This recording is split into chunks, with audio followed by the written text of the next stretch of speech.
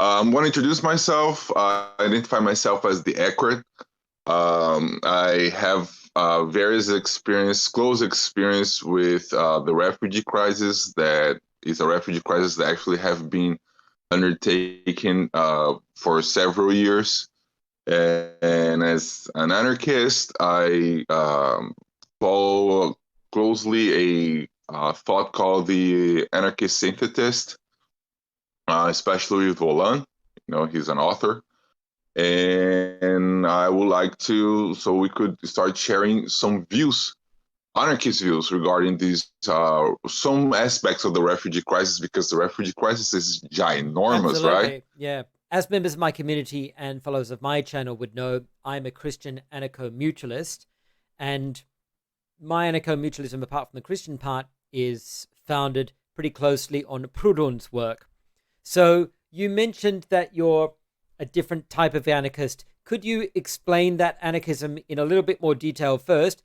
Then listeners will get a better understanding of where our two different perspectives on this issue are coming from. Lovely.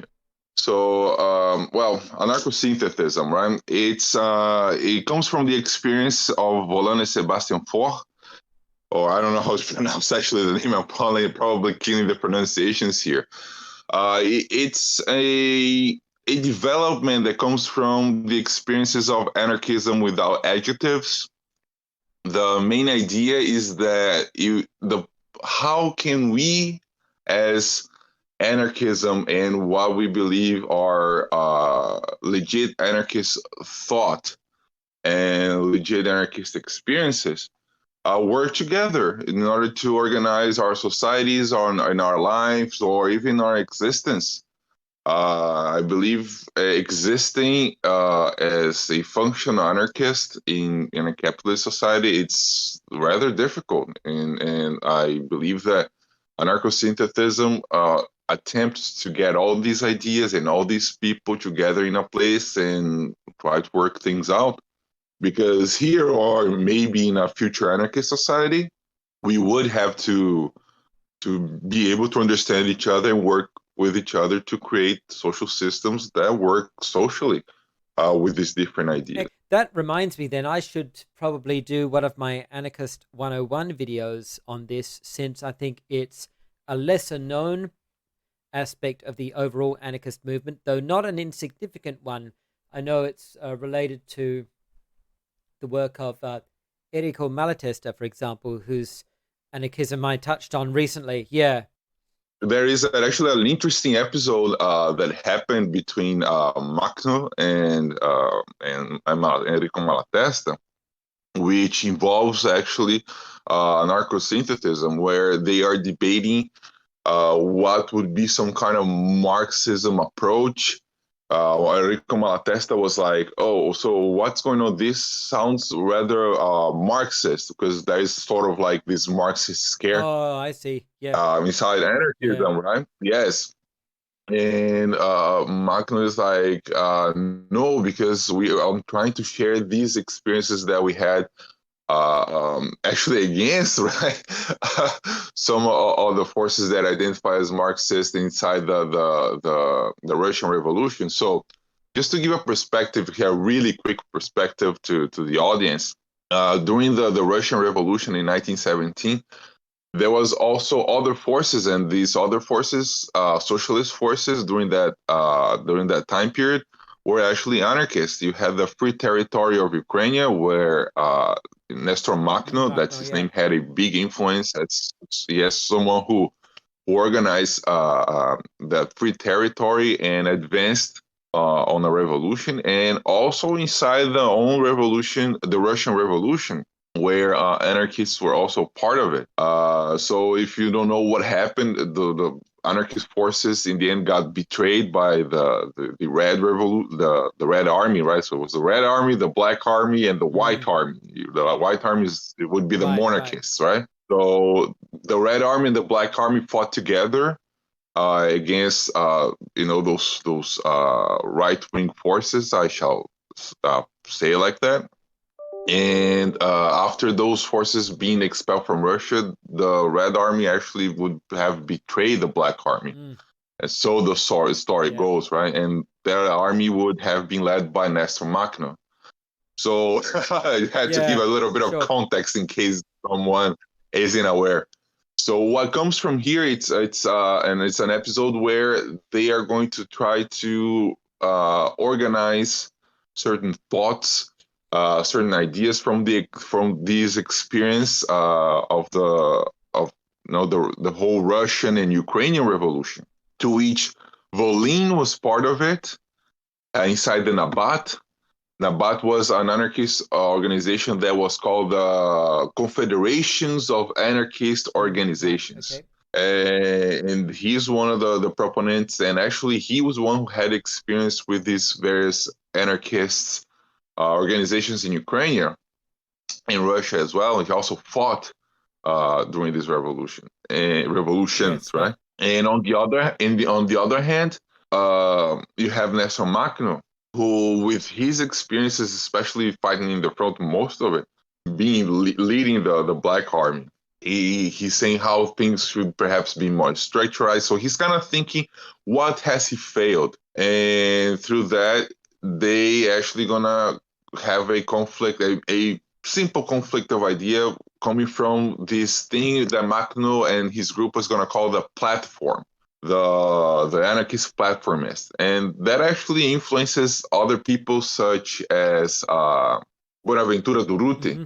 right? In Spain, they actually have a conversation, but before all these conversations and some of those influences, kind of went through the scrutiny of Rico Malatesta, the anarcho-synthesists, because they were questioning, okay, so this seems too hierarchical. This seems a structure that could be problematic.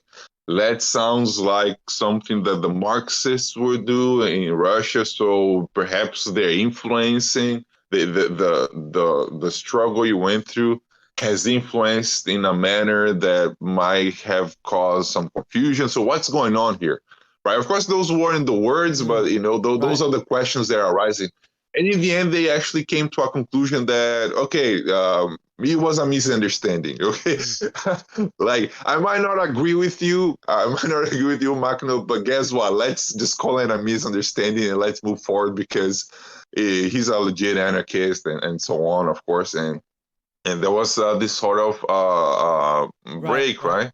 Where the platformists they start developing their own thought, and there are some developments that comes later on. And on the synthesis side, mainly the immigrants, the anarcho-pacifists, a lot of people that are the people that believe in the TAS and transitional autonomous zone, they ended up somehow or somewhere, not all of them, not the whole movement, but some individuals, of course, uh, ended up falling under this umbrella term of anarcho-synthetism. Mm. Me myself, I'm a proponent of also anarcho-tech. As in technologies should be not just democratically known, but also Right. democratically Yep. owned. Facing what we're probably gonna be happening in the future with jobs, work, and how this whole thing might be playing in the future. Excellent. Um, yeah, so so I mean, those are very wide Mm. topics. They had to be like this membrane and explain each one point by point. Like so it's things like anarcho-tech or anarcho-synthetism, but I consider myself mainly an anarcho-synthetism, as in I believe we have to find a way to work together, whatever brand of what we consider legit anarchism Right. to exist, which in my opinion, to be very honest, is mainly, I think, almost all anarchists tags I have seen it on them, almost almost all adjectives you've seen in with the name anarchy, with the exception of anarcho-capitalism, which that thing something that, in my opinion, doesn't really Any make sense? Yeah. any Yeah. sense. Yes. I mean, I don't think I have to really Right. go too far here to explain you why it doesn't make any sense. But there you go. That's Right.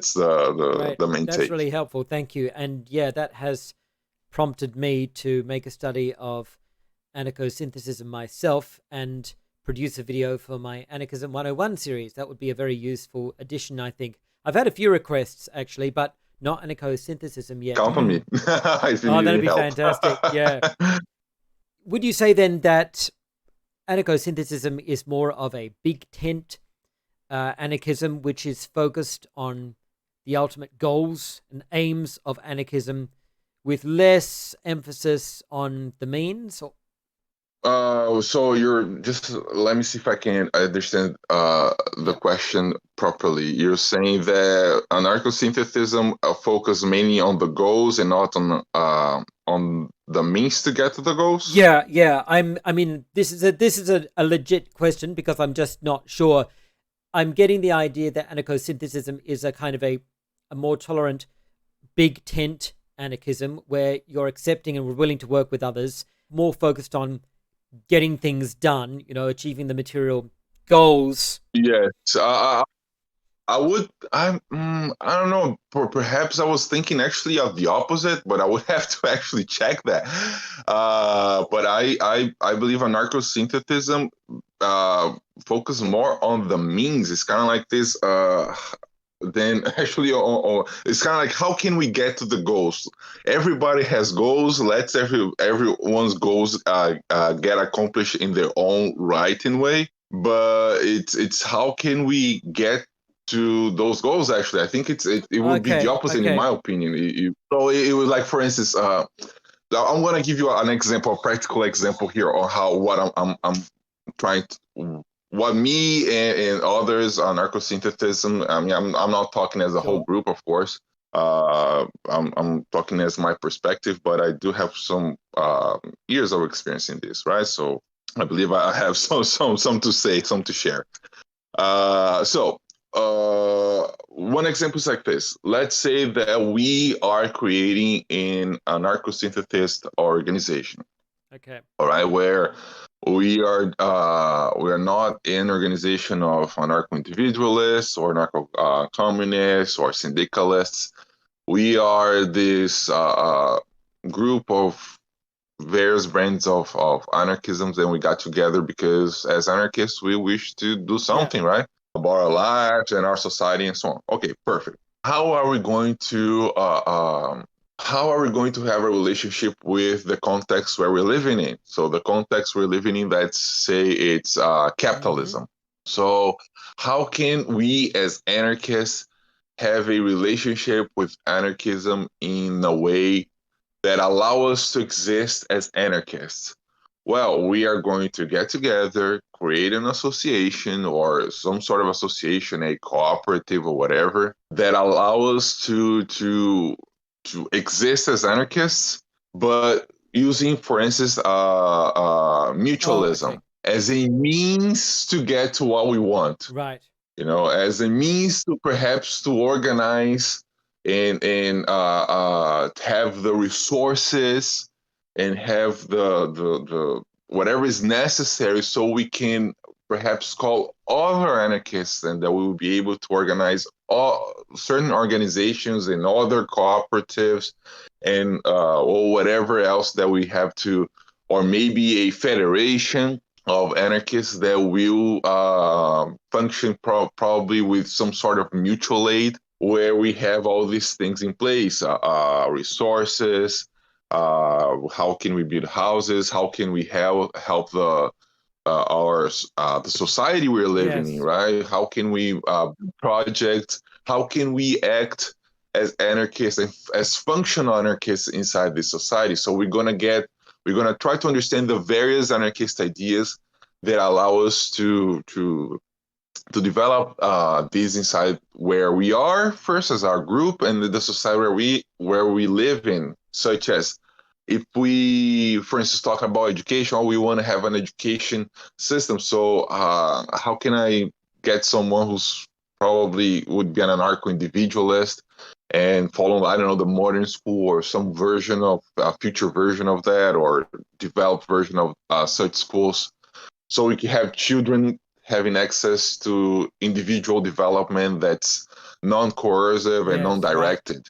So the idea is like to get together, get resources so we can organize ourselves and help the society we're living in. That's how I take anarcho-synthesism as at least the first Great. layer. That's excellent. That actually is very helpful. And that's also helped me to figure out how this relates to anarcho-mutualism as well. Yes, Mm. exactly. Actually, because anarcho-mutualism it actually spreads all throughout anarchism. Yeah. I can't see any type of anarchism that does not have at least some part of anarcho-mutualism Yes. inside of it. So, for instance, you have Kropotkin talking about mutual aid, and mutual aid is something that involuntarism, something that it comes from the concepts of mutualism. Enrico Malatesta is going to say the same thing. The whole concept of how um, the Bakunin is going to work with syndicalism. It's based in cooperatives on I think it's northern Italy. It's in Italy. I don't know exactly what part of Italy he was working on that at the Mm. time. It's mainly and sometimes even loosely organized, but all based on the principles of mutualism, and some future development of came from Owen as Yes. well, Yeah, of right? course. uh, uh so I mean, for everybody, I mean, the only person, I think the person that was further from mutualism of all these classic authors Stirner. was Stirner. Turner. Maybe that Turner, perhaps Yeah, Turner, Turner. I mean, mostly Turner and the Stirner. anarchist. I was thinking of Turner and Stirner. I would say like some of the development of thoughts that came to the Mm. U.S. But one of the strands, right? Because when you have like some of the certain communities, they were thinking of developing some of those communities as in Right. itself, outside of some of the mutual aid perspective. Also, another thing that comes from Proudhon that's really interesting is like Proudhon understands that the power capitalism has over society, it's too overwhelming. So we need to find a way to exist, and there's something that comes inside synthetism, as we were just talking right now. We have to find a way to exist inside this Right. capitalist society, Right. and create certain ideas might comes with barriers and difficulties and scenarios that has to be perfect scenarios in order for us to exist, and that might just not really Yeah. happen, right? So how can we develop an environment of mutual aid and the development of anarchist thoughts and basically way of living, not way of life, but way of living, right? Inside our society. So I think you have certain deviations, not deviations though, but separations that goes further, but that doesn't mean it doesn't come also Mm. from that. That has nothing from mutualism. It is a Yeah. starting point though. So, with that established, how would you describe an anarcho-synthesist perspective on the refugee crisis? From an anarcho-synthesist perspective, what do you think are the key points to address here? Okay, so that is a very good question, actually. Our first take is, of course, as all anarchists, the state Mm. violence Of and, course. under the cover of Yep. market interest, all the anarchist shebang, that we should be aware at least are the forces compelling people to leave their homes, because I don't believe anyone would want to leave their home under those Right. Of circumstances, course. right? I Yeah. think that those are very dire circumstances, and it's an unfortunate thing. However, I also think that the there's a lack of education on how to work as collective, that is also a force that drives us as individuals to may find refugee in some other places, Yes. right? So since we are so since when we're talking about refugees are many work as separate entities and they are being tried as separate entities, that this franchise such individuals to work as a community wherever they go. And maybe that's something that has been done on purpose over the years, because when you see the history of refugees, on especially those that are seeking either refuge or new opportunities in what was going to be called as the New Yes. World, right? The American continent. Those are um, families. They are looking for their colonies or their group. So if you have Italians live in live in Italy for whatever reason, they will be going to Argentina, they will be going to Brazil, they will be going to the US or perhaps Canada. They will be going to a place where they know they have a community, and that community has been established by several people that got together to form a communities elsewhere, establishing a relationship between two places: the place of the refugee and the place where they have Sought refuge. Yeah. left. Yes, yes, so those are that's how things happen historically. And you have that with the German community, and outside of Europe you would have that with the with the Lebanon community. You have that with the Lebanese community. You have that with the Egyptian communities outside those countries, and you even had American refugees going to other places for several reasons as Yeah, well, of right? course. Yep. One, I think, is the big yes. So I'm not going to take but hint. I'm talking about American Civil War, and those people are not really the nicest one. Yeah. Hint. Okay, so but anyway, but what we see over the years, especially I believe with this latest refugee crisis, is that they are living as groups, but they are competing against each Right. other. That's one thing that you kind of see.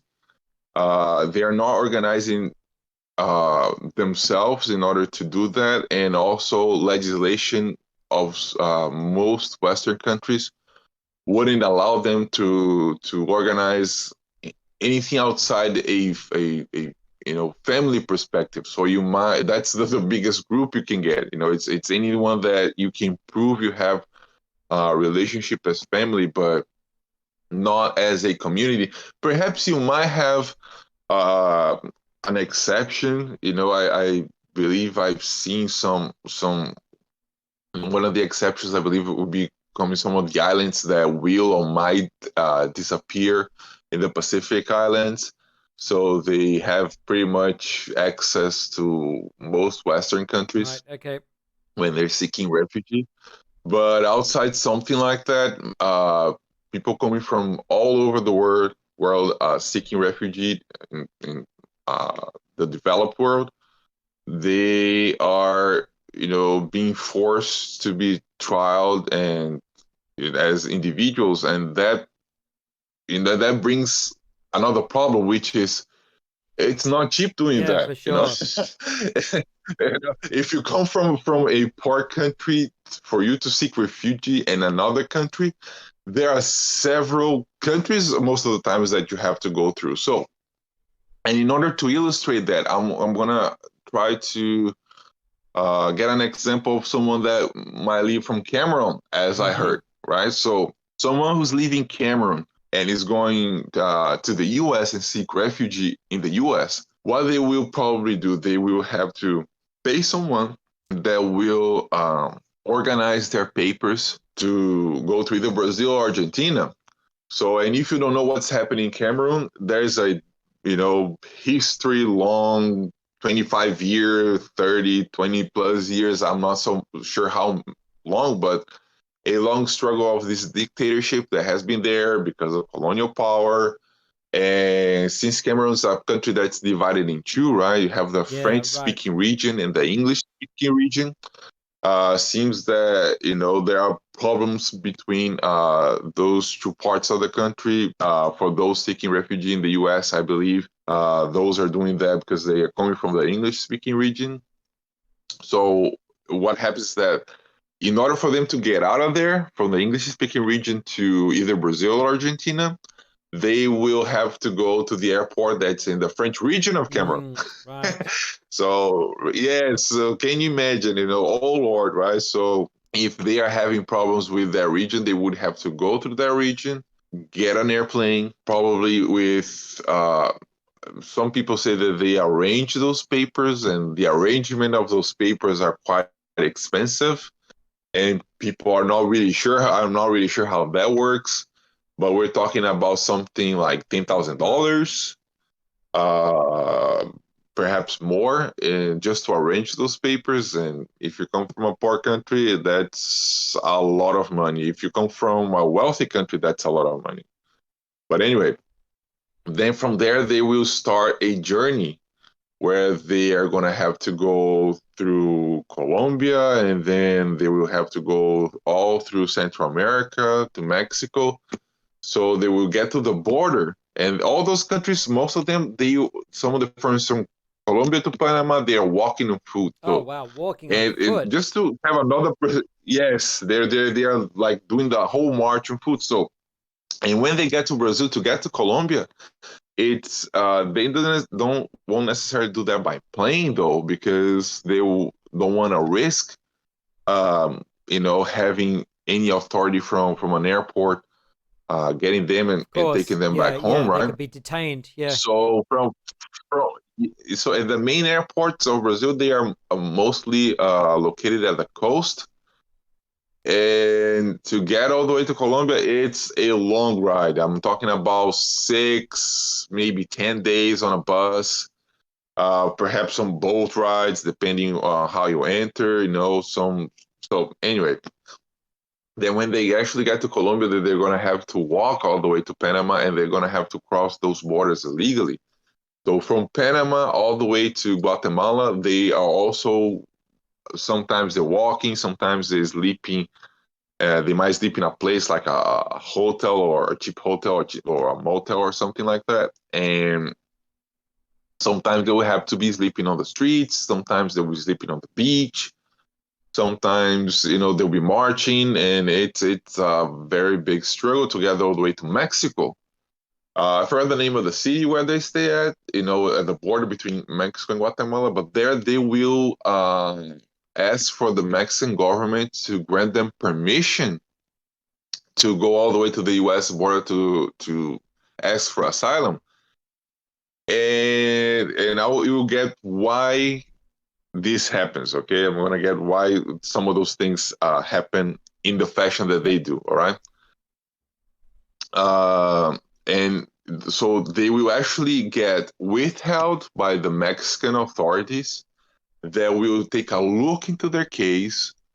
Will see if their country actually qualifies, or if the case may qualify for asylum in the U.S., and then they will cross through Mexico with basically a $10,000 banner on their heads, saying that if they get caught, they might ask for ransom, which is another another $10,000, and you can expect how much money have been spent. Uh, and families sending money and helping, and of course, just to be clear here, Mexican people will does help refugee a Oh, lot, really? but you do have, of course, as in any place in the world, when you have a 10,000 dollar in your head, there will be people interested in doing the Yeah, opposite, right. I right? guess so.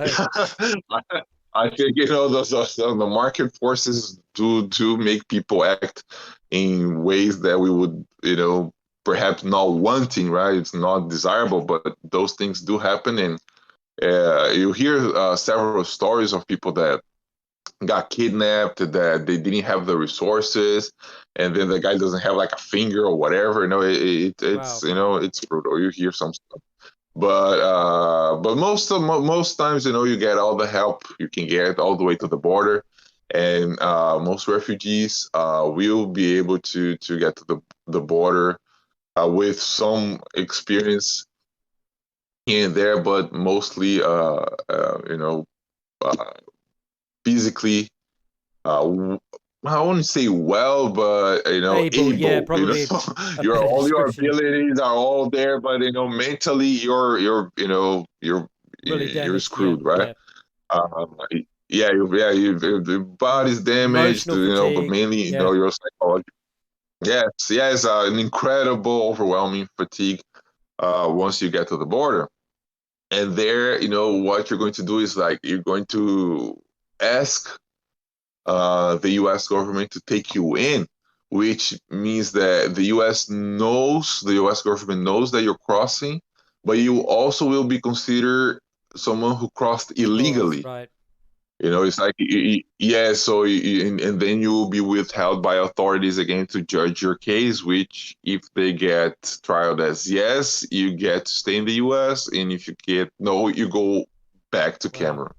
This is really valuable because as a result of your experience in close personal contact with asylum seekers, as a result of your personal knowledge and experience, this provides you with an insight into the entire process. And just hearing you describe it every step of the way, and you really get a sense of how drawn out, demanding, and exhausting the entire process is. Yes. Yeah, and at any point there are multiple failure states which could happen, and you. No, and several people die out of exhaustion, out of hunger, water, and that's the thing. I mean, refugees like those, and those people from Cameroon, I'm gonna be competing with refugees. They are leaving Brazil, they are leaving Cuba. You see a lot of Cuban people that are leaving Venezuela. People that are coming from other parts of the world that somehow ended up getting through this channeling of refugee path. Mexican refugees, Central American refugees from El Salvador and Honduras, mainly. So it's and guess what? There is only enough water you can have. There's only enough food you can have. There's only enough help one can get. Mm, And since some of those paths are usual paths that some of those people that they call coyote, but I call them crossers. It's which is a very weird relationship a refugee has to have with things that are done under the yeah, shades, right? Because they don't really have that much option to do. Actually, there's no option to do of this course, legally yeah. unless you're powerful, wealthy, and you're Yeah, famous. and I mean, from an anarchist Uh, perspective, this is the absolute root of the problem, right? The criminalization of travel, essentially, the criminalization of movement. and and the criminalization of victims, right? These people are mainly victims in their country. In like I said, to undertake such risk, because as you go, especially on the marches, you see bodies of people that couldn't keep walking because they somehow didn't have enough water, because they didn't have enough resources to buy water. So they ended up dying of exhaustion. And some people think, oh, uh, but if you power through, no, you don't understand what is to march 2 days having water for half an Mm, hour. It's some people will stay behind, and they will get lost in a forest between Colombia and Panama, which is what allows people to cross, right? Because it's what gives cover and right. protection. But you will have a environment that if you're not used to it, if you're not someone who who grew up will probably be hostile to someone who just got in there and don't know how to navigate that. So you will see bodies along the way. You will see rivers that are red, covered in blood of someone who just crossed and some animal probably killed. And it's it's every step of the way there are real life dangers, and that's one channel, that's one path for those refugees, right? Absolutely.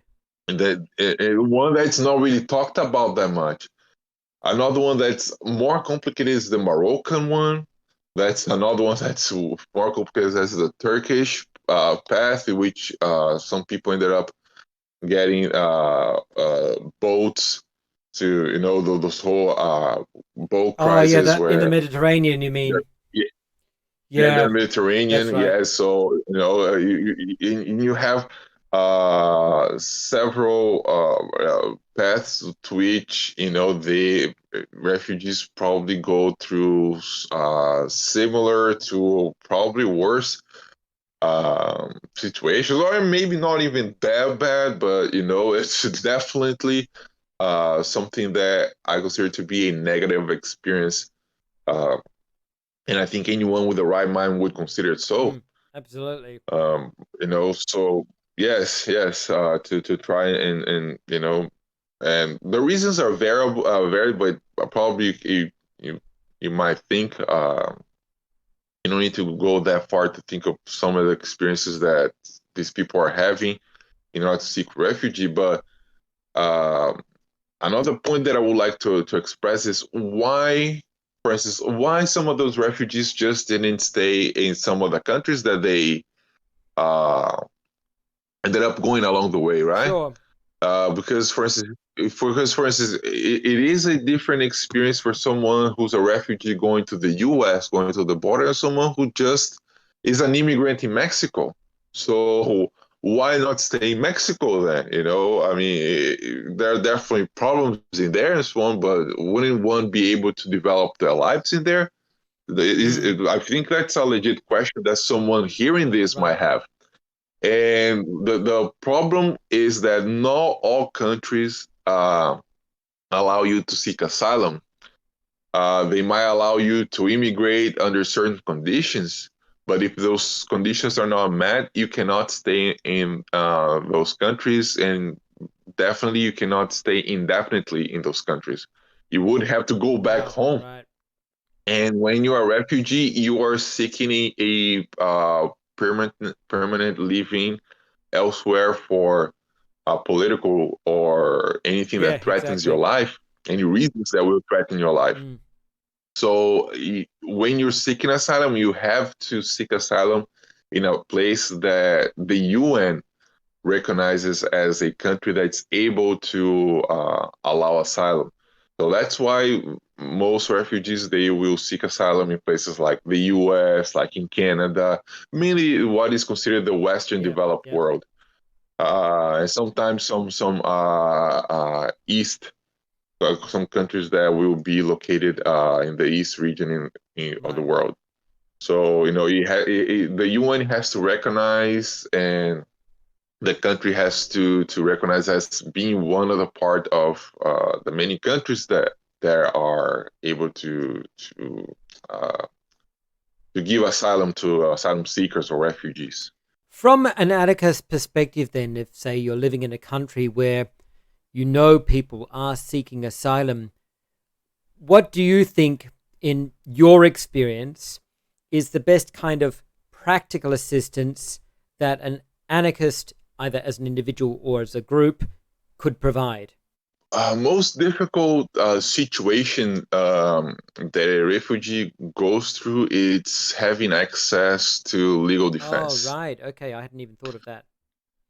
Yes, anyone that is able to communicate, connect, and help organizing, because most refugees they do not have access to uh, not only they don't have access to legal representation, and the legal representation access that they have don't really do that much, and a lot of those refugees, they are inside detention Oh, centers. of course. Right. So So they're physically isolated. Yeah. yeah, they are physically isolated from internet and things like that. So anyone, especially anarchists, trying to have access to helping refugees, that's one type, Mm. okay, of refugee, the refugee that's trying to go through the system. Right. All Right. right. So those ones, I would highly encourage to help those refugees with networking.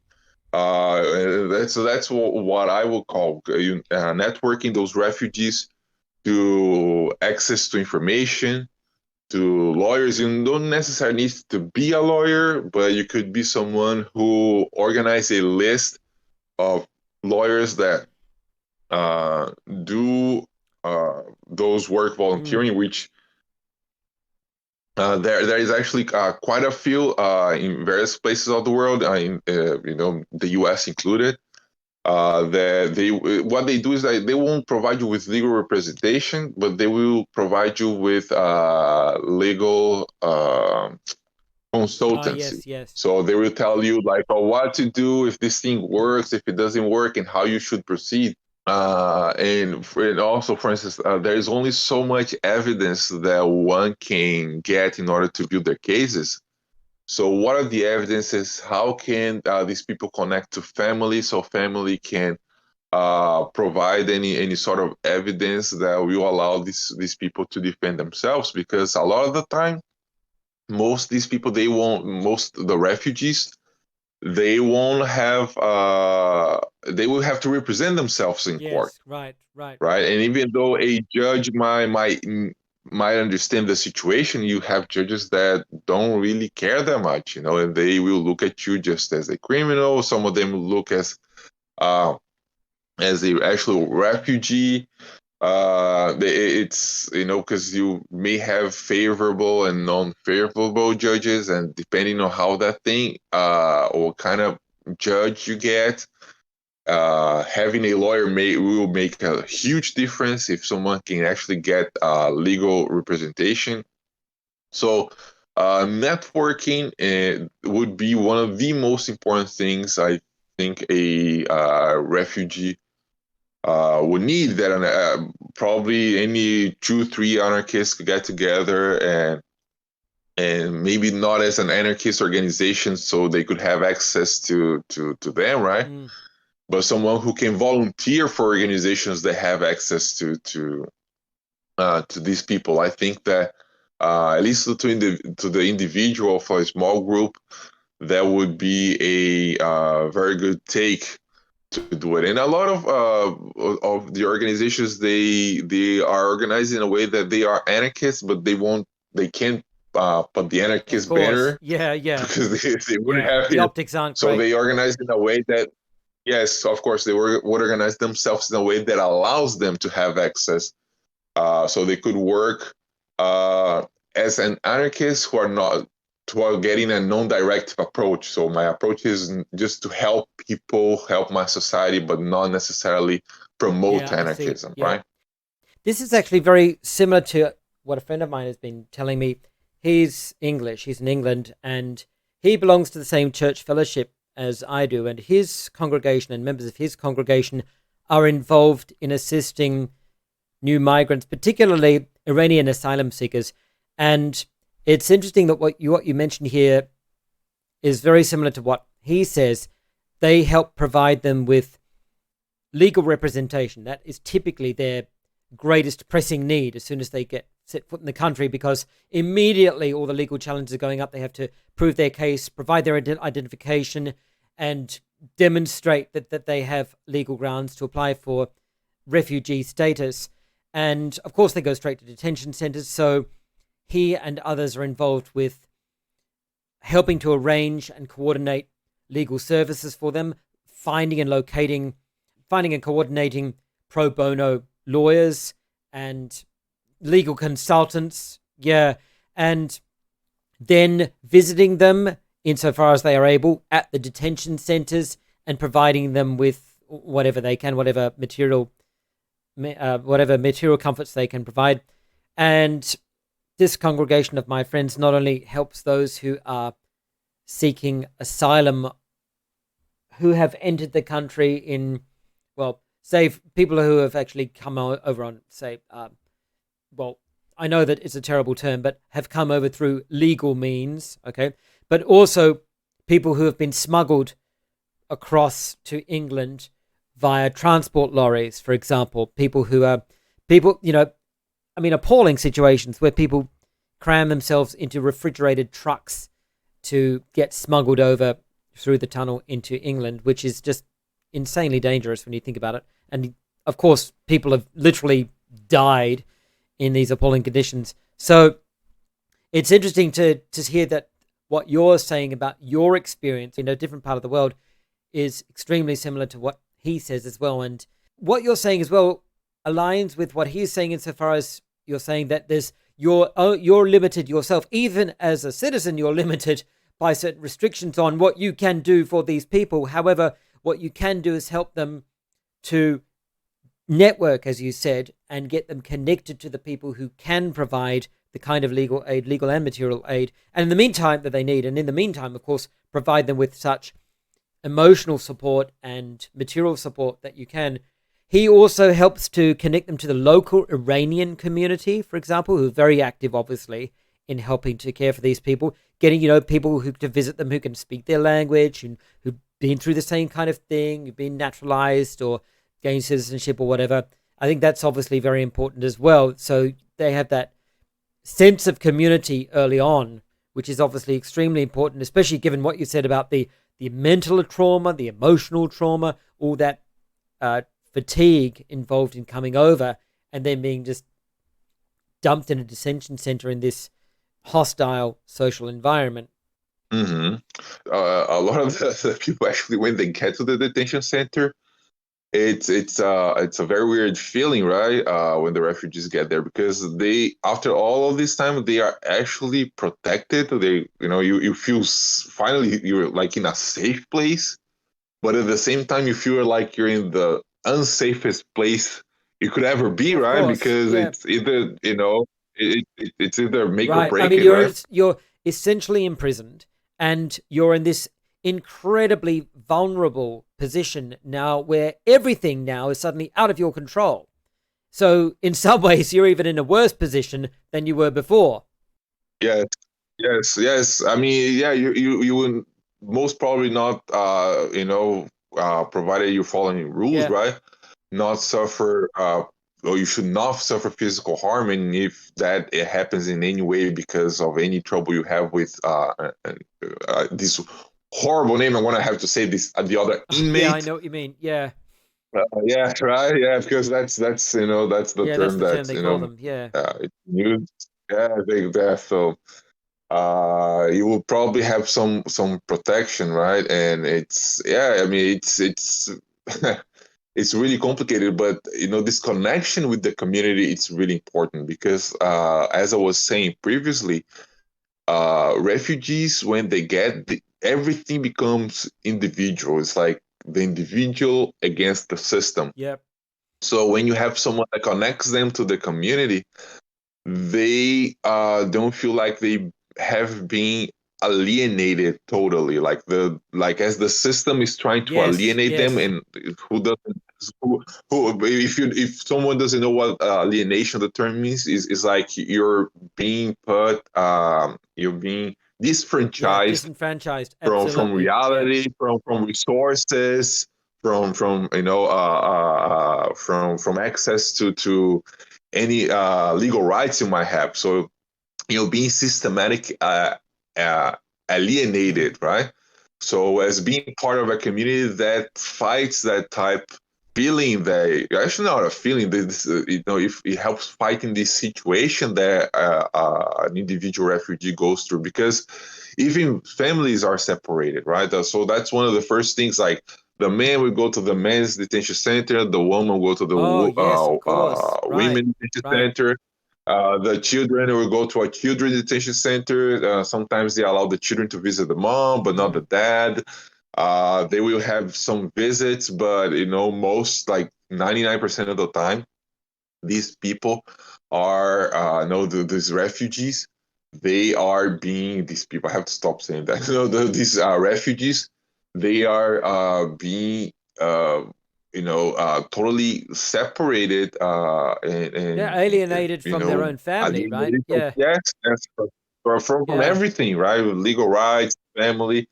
They show them a narrow path. Can you make it or not? And with the help of a community, that helps. And not only that, but some cases, like at least some cases that I was aware of, the woman, the wife goes through the system, mm, but the husband doesn't.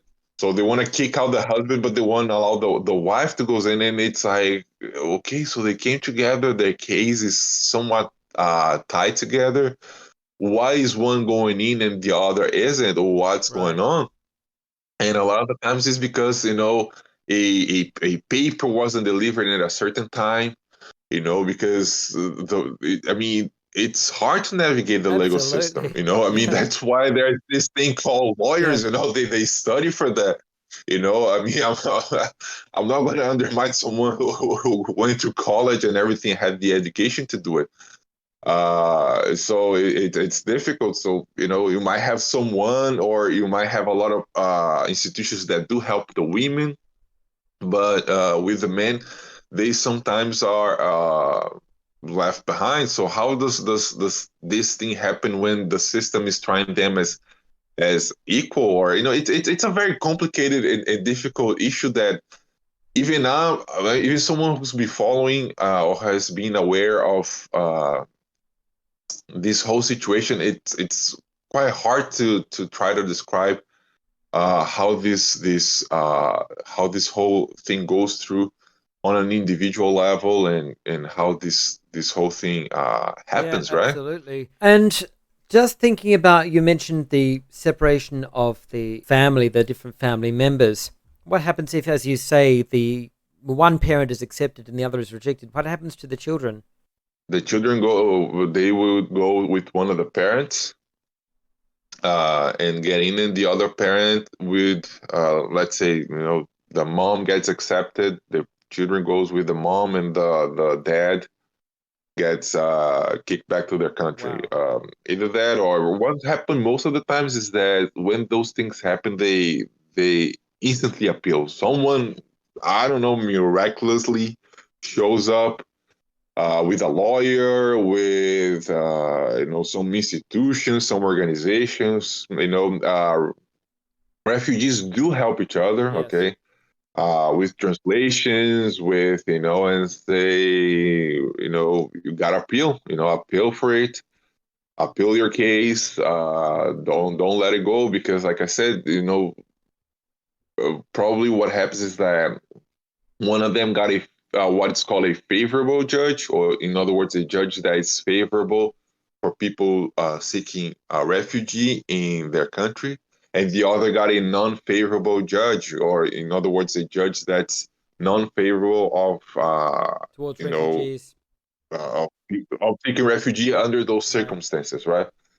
And people appeal, like, because and chances are, by appealing, they will get their asylum granted. But and also you have another problem, which is the appeal of the appeal. Oh dear. And what is that? It's yeah, because if you're getting tired about listening, like you, the audience, if you're getting tired of listening Yeah, imagine about what these it's like to stories, live let through. me tell Yeah. you, if you're a refugee, that it's it kills that kills one's soul. So what happens is you're gonna have government agencies. They are there appealing to kick you out, because those agencies, or the government agencies, are not there trying to understand your case for you to Mm, enter. You have an entity inside most of those governments with one purpose, which is to prove to you, to prove to the judge, to prove to the government, to the prove to the national, that through the national laws, that person cannot seek refuge in your right. country. And that's the purpose of that person in that agency, is not to understand your situation and if you can or not. It's to prove that you have to go back. And it's a really weird, because it's kind of like in front of you there is a judge who has to trial you, and on your side, and he's a government paid official, right? I mean, in a way, that's what he Right, is, of course. or she Yes, is, right? yes. And then you have on your by your side someone who's also a uh, government agent, be paid, to keep you Yeah, out of there. exactly.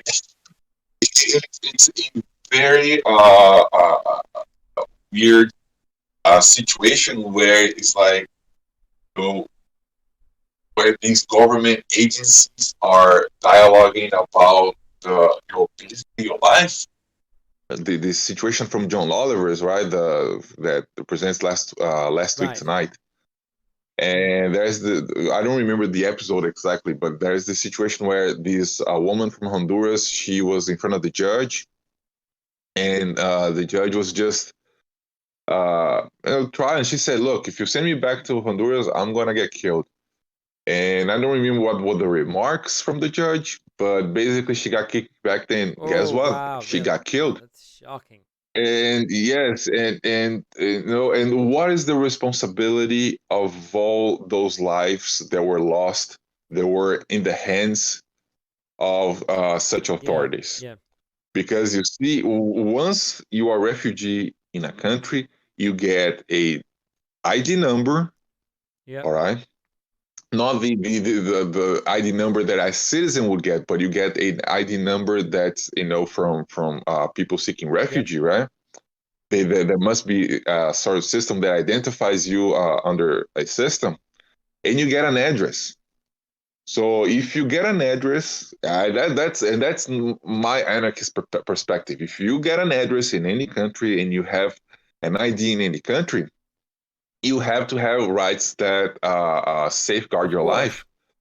And unless the government trialing that refugee has absolute proof that if that person goes back, they will not be killed by either the country's response or the institution from the country they're being persecuted, then there's no, you know, why this person should get back and risk their lives. Because if a life is lost, who is being responsible for that? Yes, exactly. Right, Because they are being tried exactly for that point. A refugee is tried exactly for that point. And if that trial failed, who's responsible for that death? right. I think that's a very good point that you raised. Once these people enter the country, regardless of what the legal system wants to do with them, there is a humanitarian responsibility that they have, which is, of course, implicitly acknowledged by the fact that these countries do have systems to process refugee claims.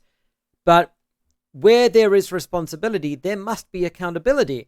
And I think, I think it's a very important point that you've raised, that people just don't seem to realize that, yes, when some of these people are sent back, yes, they do die. Now you have a situation where undeniably one person's death has been the result, direct or indirect, of another person's decision. And if we are to say there is no accountability there, then on what basis? If we are at least to say there is some accountability, then what responsibility and what consequence should there be? But that's something that, I mean, is just appalling to think about.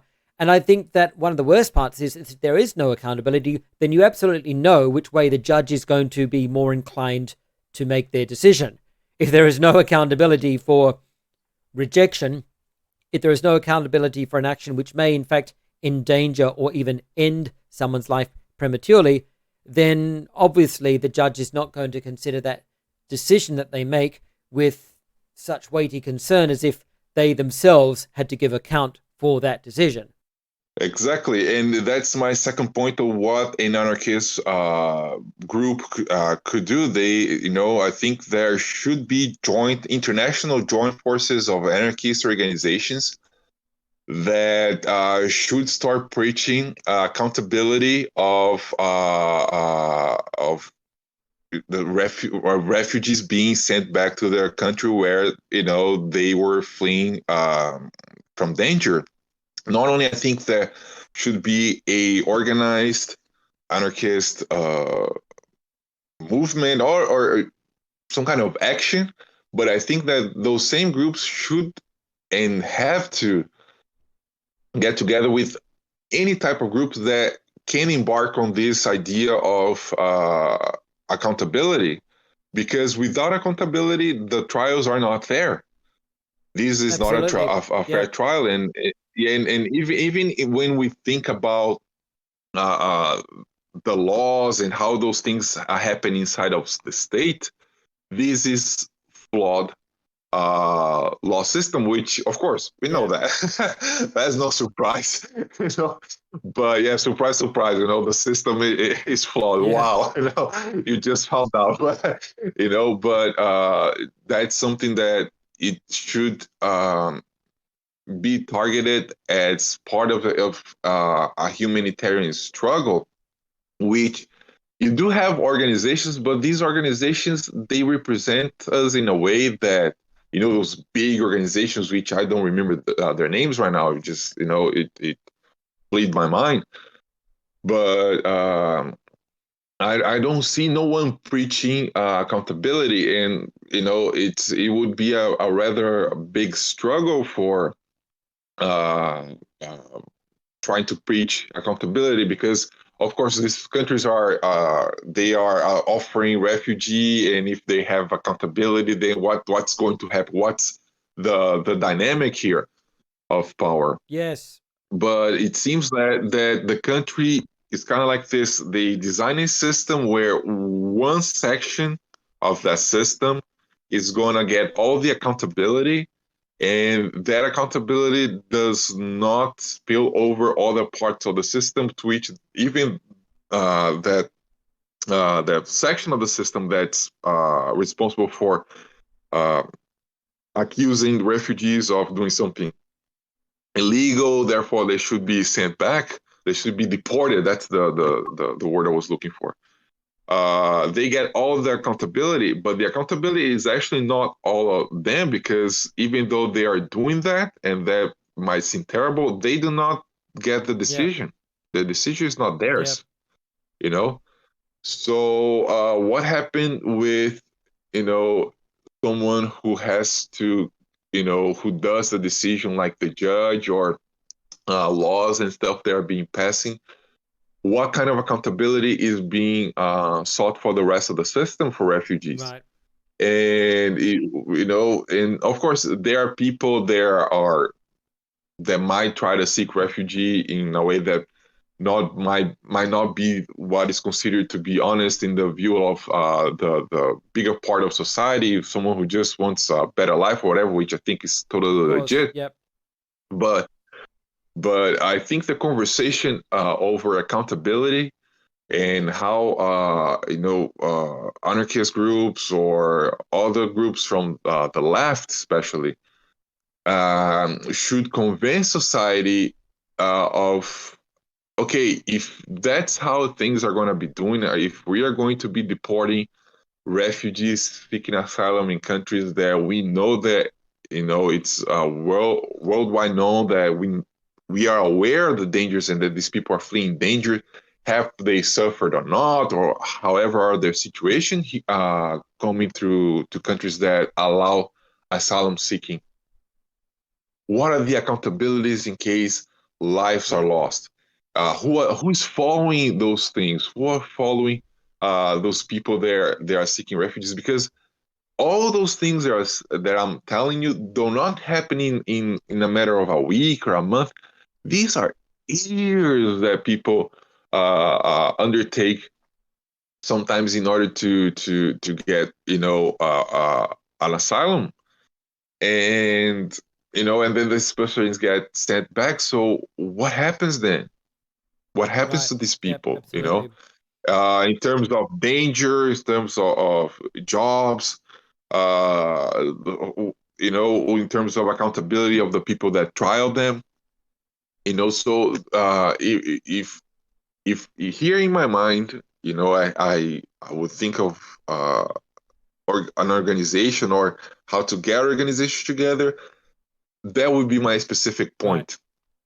How can I inform and campaign so society, and the world understands accountability and the process of deportation. And even in not only that, but also there's another point where in the European Union, I believe that if you fail to find asylum in a country, you might apply for another one. I don't know if all of them are able, but I think you can do that. Uh, I don't know if some countries. I don't know if all countries of the European Union you're able to do that. I know that in England, Brexit. That's another conversation. Not to get into Yeah, of course, I that. know. But yeah, but if, for instance, if someone is trying to get asylum in the U.S., it's there's no option. I mean, there's no Canada, for you to go to or any other place. It's either that or nothing. And maybe try to talk with okay, you got here, but you have option A and B, and how those structure would happen so it would be somewhat acceptable inside country Yeah, blocks, right? yeah. So yeah, I would say that those are the in a world scenario, would be the three things that I would. So apart from material assistance, as you mentioned, also consciousness raising, right? Raising awareness in the broader community. It's kind of difficult as an anarchist, isn't it? When ideally we're trying to avoid using the systems of the state, right? But I find, I mean, obviously in my local area, I'm fully aware, there are NGOs, social welfare organizations, private social welfare organizations that I can lend my assistance to, and I've worked with previously, so that instead of becoming involved with the state apparatus, at least I can provide my assistance to NGOs and social welfare organizations who are providing materially for people in need like this, and who themselves are involved with doing what they can through the state apparatus. But as an anarchist, I'm always very wary of getting involved with anything to do with the state apparatus myself, although I recognize at some point, especially if you're involved in trying to help people get connected with legal aid and things like this, at some point it's going to be fairly unavoidable. Yeah, I am actually like that. That's actually my mindset as well. But I don't know. After getting some experience with refugees, and I'm starting to think of something that I'm with this whole idea of Yep. anarcho-synthesism. Uh, I'm actually starting to think of an idea that I call anarchist Existentialism. Mm-hmm. existentialism. Yes, which I have not seen anywhere. Okay, I don't know if that exists. That's something that comes out of my mind here, with my thoughts and my I'll wait readings, for you to which write the is book. I yeah, right. Yeah. Existentialism. I think we need to exist anywhere. That's we need to be everywhere. Right. Regardless, because I think that if people, and that has to be with the perception of the public on what anarchism and what an anarchist Right. is, right? Yeah. Which is not easy though. You come to a random person and you say you're an anarchist. The person say, "What the heck is this guy Yeah. gonna shoot Of me through a course. bomb? What?" Yeah. And, And especially if and you're and I pacifist, totally and and I it's mean and I totally totally I totally understand people thinking, oh well, we're anarchists. We shouldn't be too concerned about optics. But on the other hand, there's intelligent marketing. Okay, there's intelligent advertising. I definitely don't agree with watering down anarchism so it looks more acceptable or misrepresenting anarchism for the sake of optics. But I do absolutely agree with putting our best face forward, right? And showing people, hey, you know what anarchism is about? Well, it's about helping these refugees here. How do you feel about that? It's about helping these asylum seekers. How do you feel about that, right? It's about helping these people who are currently being literally opposed by the state apparatus and who are suffering state violence from their own country, from which they were basically coercively expelled, and state violence in the current country in which they are in, which is trying to keep them out. So, we are anarchists are opposed to systems of hierarchy. Yes, exactly. And the thing is, like, I think we ended up missing a great opportunity to be as a movement in the front forward of of all these struggles that are happening, because we are believing that this would make us some sort of how can I say, there is a term that I'm trying to look for. It's cognitive dissonance. Yeah. There you go. It might sound like cognitive dissonance, right? To be an anarchist and you being inside the state trying to help refugees, but I actually beg to differ and I said no, it's the opposite, because we are inside the state being opposed and being oppressed by all these capitalist forces that make us have to live with this thing that we don't necessarily want to. I mean, being an anarchist, it's trying to cope with cognitive dissonance the whole time. Welcome to dealing with cognitive dissonance. You're an anarchist. I mean, you want a society that has a lot of potential to social improvement.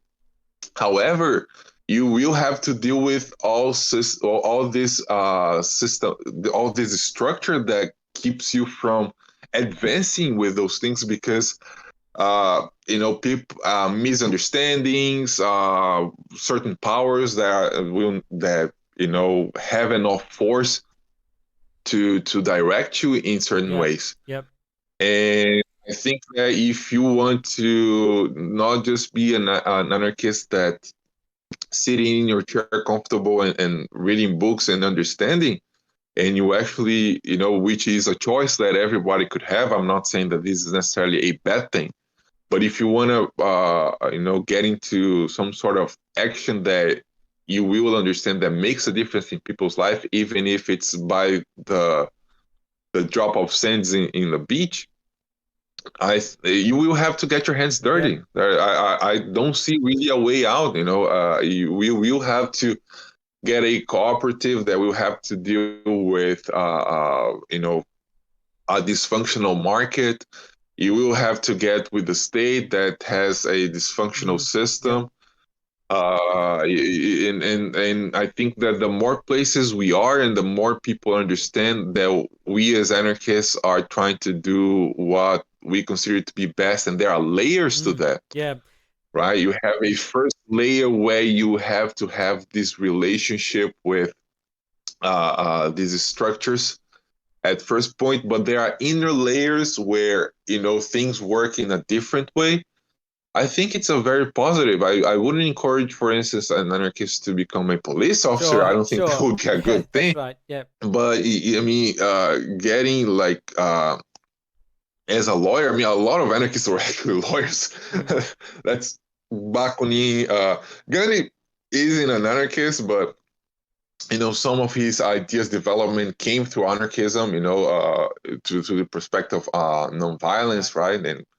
And so on. He used to be a lawyer as well, and that influenced a lot of anarchist thought, on a later period. And you have other people that there are not big names such as Bakunin or Gandhi, or maybe even others that I'm not totally aware, that were lawyers, right? I mean, or they were they were at law school at a certain point in their lives. Yeah, right. And then having this external layer and understanding very well, and this being, because that's something that I think, if such action, and that's what worries us in anarchist group, to perform in a certain way, it's that it has to be very established what that layer is.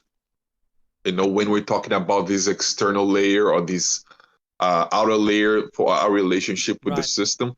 I think that if we're talking about a sort of anarchist existentialism, um, we have to establish very well what that layer is and how far can we go so we can identify that we're having an interaction with society without losing ourselves in the process, Absolutely. right? As a Yeah. group, Yeah. and because I mean, people have been, accused and even have turned into Marxist, which I'm not saying I'm anti-Marxist, but I'm definitely not one. I think it has various problems. I don't really agree with it. Yeah. I feel the But same kind of way. Yeah. everyone's yeah, yeah. I'd say I think I'm everyone feel non-Marxist, but I'm not anti-Marxist. yeah, Yeah. anti-Marx. Yes, there you go. But people, I see that sometimes with some anarchist groups, even platformists and specifists, they walk such a thin layer with Marxism that's like I sometimes can't really tell the difference. Yeah. Yeah. You're kind of like you're a communist, so don't agree with Stalin, but you don't feel anarchist to me. I Yeah. don't know. That's a personal opinion Yeah. of mine. I do know what you mean. Uh, I've felt this same kind of awkwardness. Yes, yes. Also, you have some other groups that walk some thin lines with other ideas of capitalism that I'm like, ugh, I don't know. I think it's too close, and I think that maybe where does one thing ends and the Begins. other Yeah. starts, right? Absolutely. Actually, and then getting back to what you said about the the proverbial one drop in the ocean, I think that's a particularly relevant point for anarchists in particular, leftists in general, but anarchists in particular. There's an awful lot of leftist pessimism, right? Which honestly really irritates me sometimes, especially when it's expressed by people who are in many ways incredibly privileged. Okay. And really we can see that, I mean, we don't have a lot of reason to be as pessimistic as we sound sometimes, I think.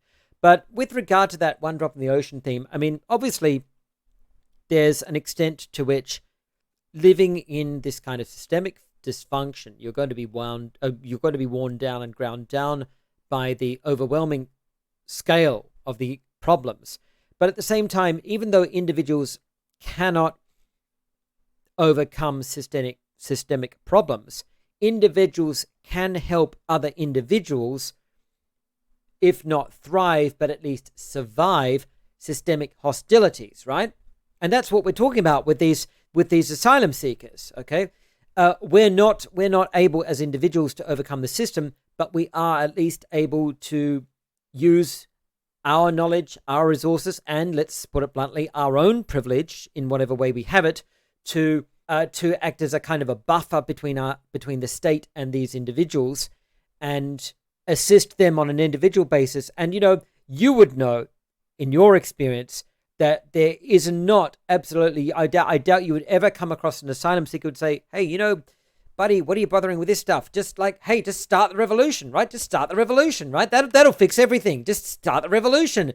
Why are you bothering with this legal stuff and finding me a representative? Just start the revolution already, right? I mean, it's, the people, exactly. I mean, the people who criticize anarchists or anybody for, soup kitchens won't bring the revolution. Okay, maybe not. But you know what? They're going to feed people until the revolution comes. And my question is, do you want people to be fed or not? Right? Because I do. I mean, it's just, and I think that resonates very well with what you were saying about anarcho-existentialism, the fact that we are where we are and we need to make the best of what we can and whatever opportunities, particularly, I think, on behalf of other people. I mean, when you're seeing other people and you're seeing something that you could do, that you could materially make some distance, I don't need some Marxist-Leninist coming over and saying, well, you do realize, of course, that now you've just successfully brought that poor asylum seeker into this neoliberal capitalist hellhole.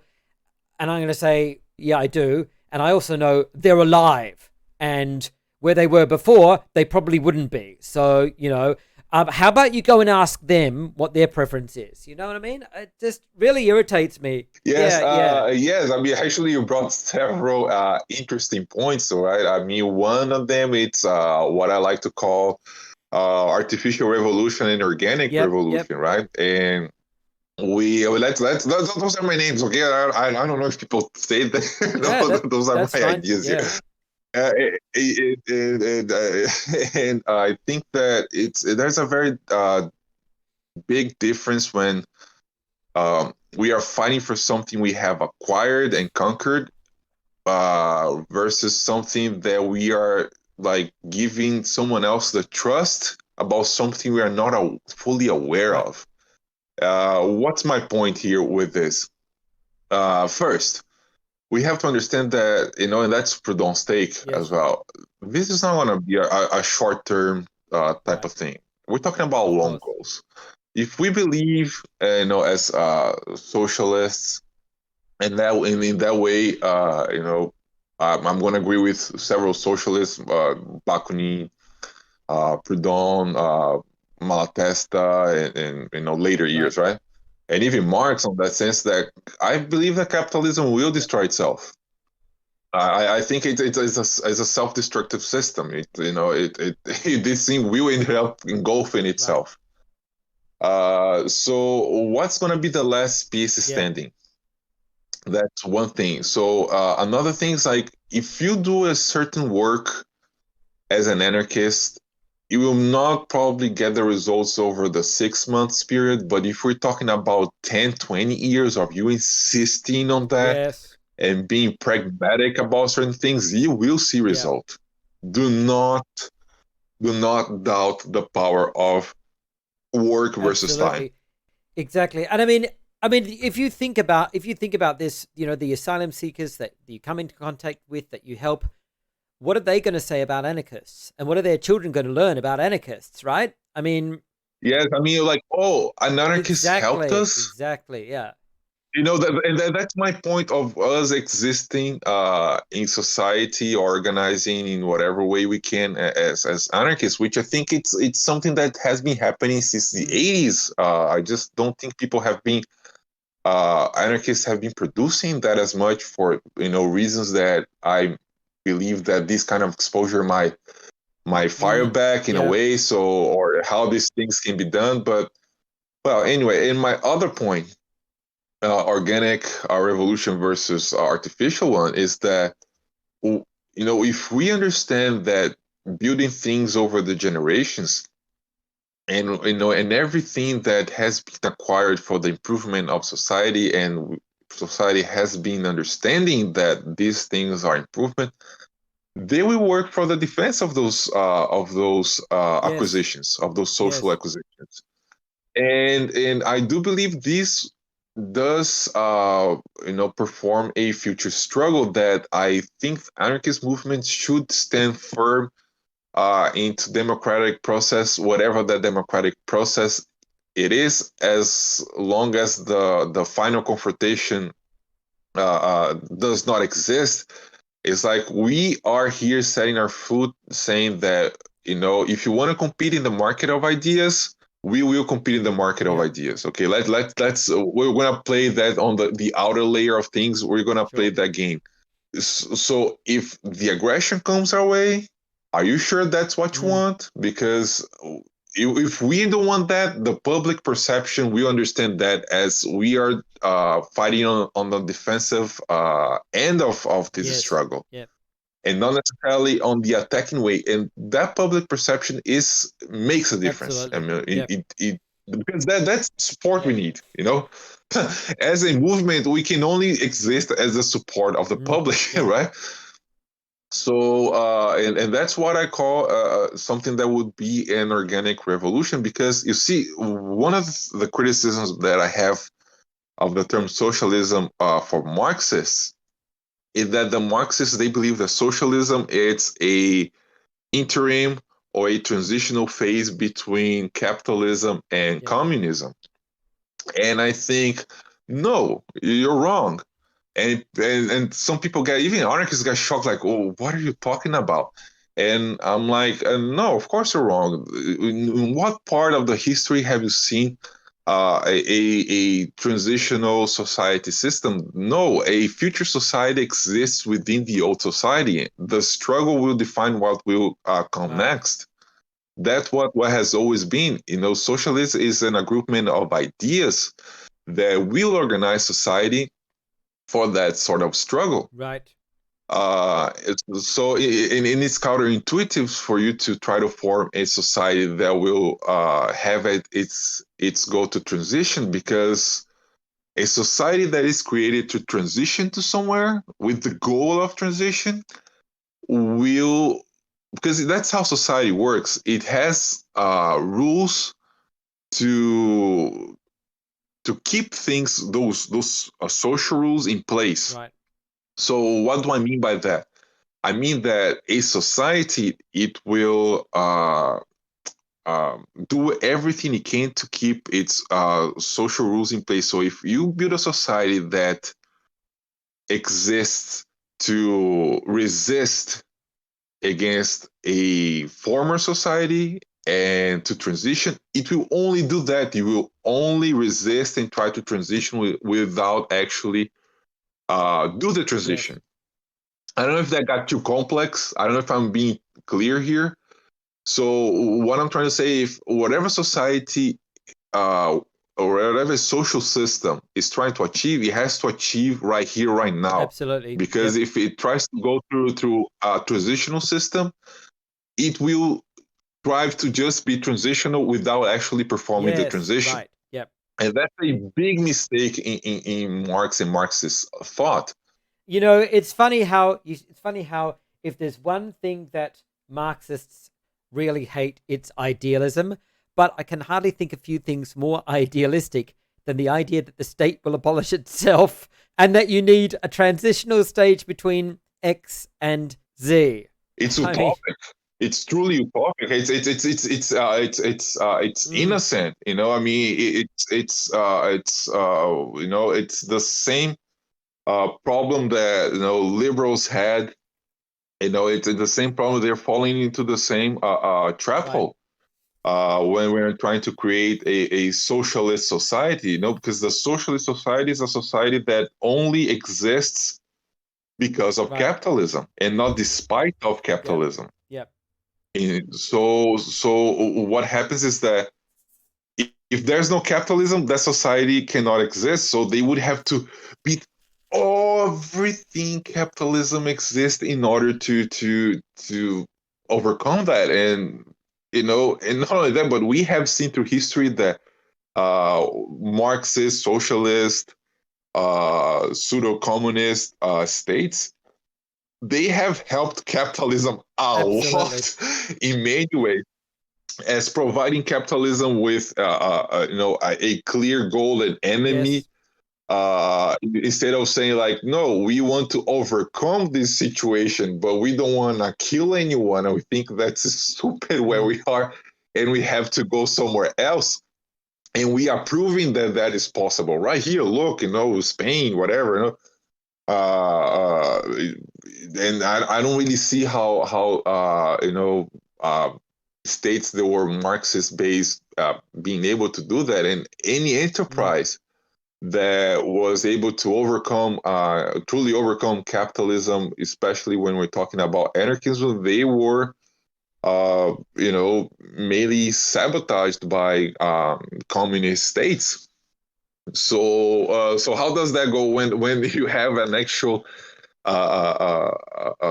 social venture that enables the overcome of the true overcome of capitalism? Here comes the communist states and takes it over. Why? Because they exist with the sole purpose to resist capitalism, and if they can't resist capitalism, they can't exist, and their society is in place to defend capitalism so they can exist as yep, society. yep.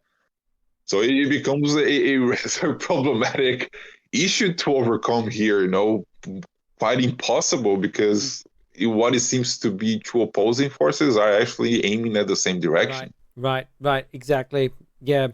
And I mean, as you would probably agree from your own experience, I find there's quite a remarkable difference between what I hear a lot of leftists, particularly a lot of Marxists, say online, and my own personal experiences with literally boots on the ground experience helping people out in these situations. There is, as you say, as a from a pragmatic point of view, there's a pretty big difference between theory and practice sometimes. Yes, yes, which is a mistake, right? Which is Mm, a problem. Not a mistake, but a problem. Because theory should reflect absolutely, reality. If a theory absolutely, doesn't yeah, reflect reality, then we are actually falling into what we were talking about, yeah, yeah. idealism, right? That's right. It's mainly it's what Marxists they complain so much about Mm, abstract thought, and well, guess what? It's not reflecting reality as we see it. You might identify problems within the system, but you're failing to act right. upon it. This is one of the big issues I have with the revolution or nothing approach, right? I mean, to me that is as idealistic as Bernie or bust, honestly. Yes, yes, I couldn't agree more. I really do agree.